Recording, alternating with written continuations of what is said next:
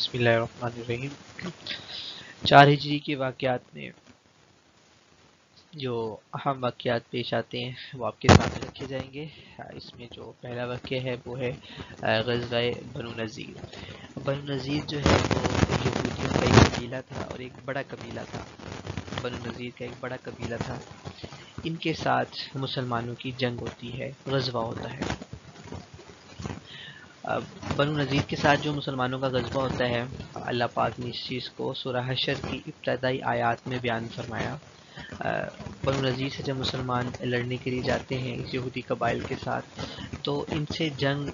جنگ ہوتی ہے تو یہ مسلمانوں کو قلعوں میں بند کر دیتے ہیں۔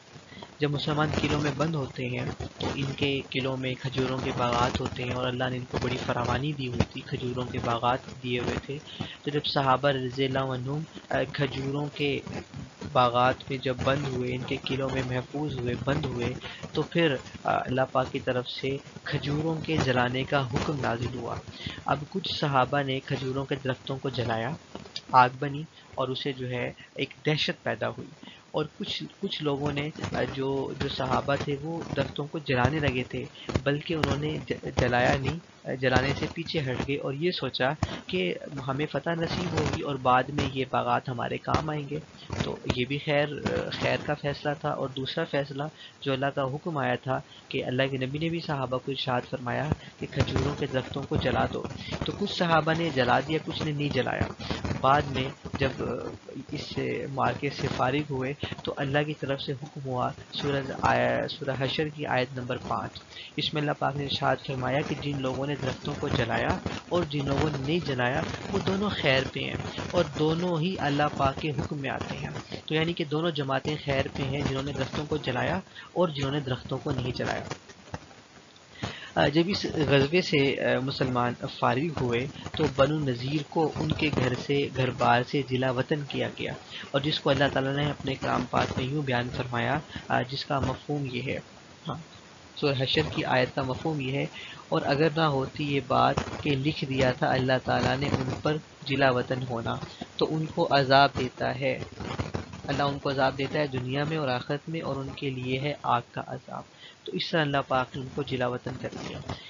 اچھا، ان کے جو باغات تھے وہ سب کے سب اللہ کے نبی کے پاس آ گئے۔ اللہ کے نبی نے وہ پھر تقسیم کر دیے صحابہ میں، اور جو بھی صحابہ کی جماعت تھی، طبقات تھے، سب کے اندر اللہ پاک نے، اللہ کے پیارے نبی صلی اللہ علیہ وآلہ وسلم نے اللہ پاک کے حکم سے تقسیم فرما دیے، جس کو اللہ پاک نے سورہ حشر کی آیت نمبر 7 میں بیان کیا۔ اس کا مفہوم یہ ہے کہ جو مال یعنی اللہ نے دیا تھا وہ اللہ کے نبی نے اپنے صحابہ میں،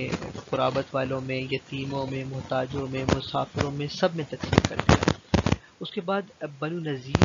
کے ساتھ رئیس المنافقین عبداللہ بن ابی جو تھا، وہ بنو نذیر کے پاس گیا اور کہا کہ ہم آپ سے دوستی کرنا چاہتے ہیں اور آپ سے یہ معاہدہ کرتے ہیں کہ اگر تم کو نکالا گیا، یعنی بنو نذیر یہودیوں کو اگر نکالا گیا تو ہم بھی تمہارے ساتھ نکلیں گے، اور ہم تمہارے معاملے میں کسی بات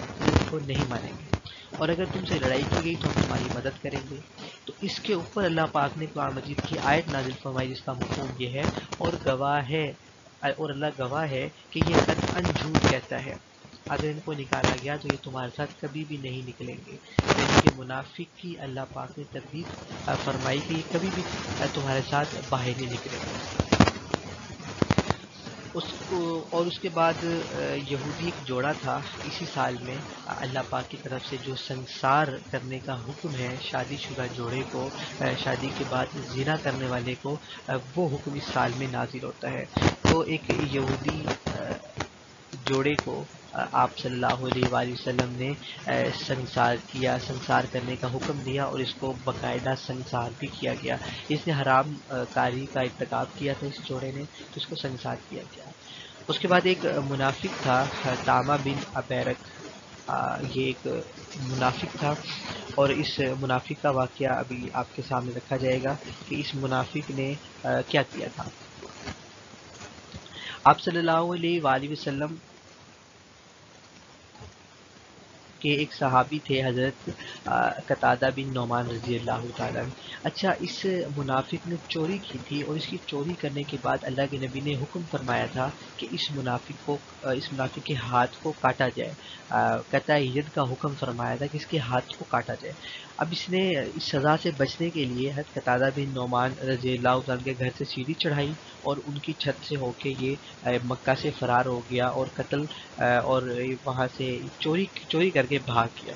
اہل مکہ نے اسے قتل کر دیا۔ جب اہل مکہ نے اسے قتل کیا تو آپ علیہ السلام نے احتجاج کیا کہ ہم نے تو اسے ہاتھ کاٹنے کا حکم دیا تھا اور انہوں نے اسے قتل کر دیا۔ تو اس پر اللہ کی طرف سے یہ آیت نازل ہوئی جس کا مفہوم یہ ہے، اور آپ نہ جھگڑیں ان لوگوں کی جانب سے جو اپنی جانوں کے ساتھ خیانت کرتے ہیں۔ یعنی کہ وہ منافق تھا، وہ کافر تھا، اس نے خیانت کی اللہ کے ساتھ، اس نے چوری کی ہے، وہ اللہ کی خیانت کر کے گیا، تو آپ ان کے بارے میں اپنی جانوں سے مت جھگڑیں، آپ ان کو ان کے حال پہ چھوڑ دیں۔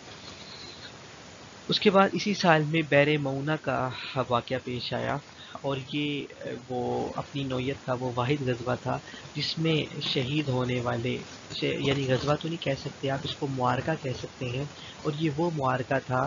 جس میں شریک ہونے والے سارے صحابہ شہید ہو گئے، صرف ایک صحابی بچے تھے، عمر بن امیہ۔ یہ وہ صحابی تھے جو بچ کے آئے، اور آنے کے بعد انہوں نے نبی علیہ السلام کو ساری قافلے کی خبر دی اور اپنی جو ہے پوری کارگزاری سنائی جنگ کی۔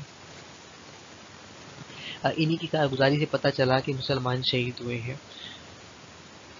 اس کے بعد اس سال میں اللہ کے پیارے نبی صلی اللہ علیہ وآلہ وسلم کے ایک صحابی بھی شہید ہوتے ہیں،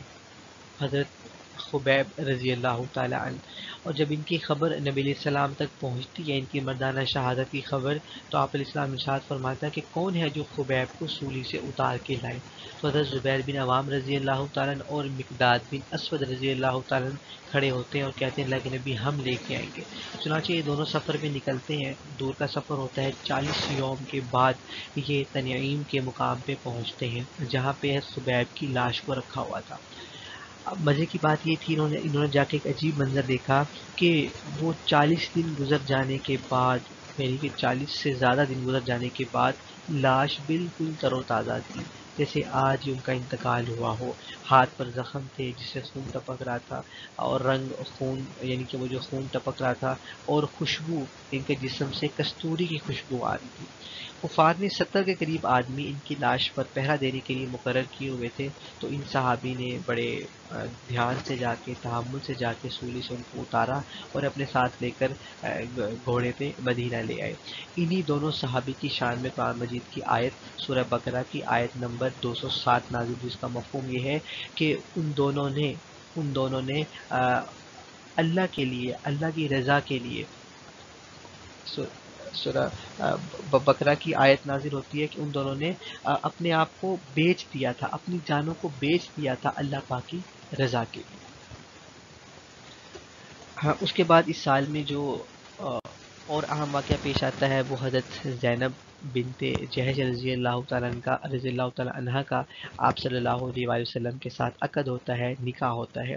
اور ان کا جو نکاح ہے وہ ہجرت کے تیسرے سال میں ہی ہوتا ہے۔ ان کے نکاح کے ساتھ ساتھ آپ صلی اللہ علیہ وآلہ وسلم کو عورتوں کے پردہ کرنے کا حکم بھی نازل ہوتا ہے۔ تو اسی سال عورتوں کے پردے کا حکم بھی نازل ہوا حضرت زینب بنت جہش رضی اللہ تعالی عنہ کی رخصتی کے بعد، یعنی آپ علیہ الصلوۃ والسلام کے ساتھ اسی سال ان کا نکاح ہوتا ہے، رخصتی ہوتی ہے، اور اسی موقع پر اللہ کی طرف سے مسلمان عورتوں کو پردہ کرنے کا حکم نازل ہوتا ہے۔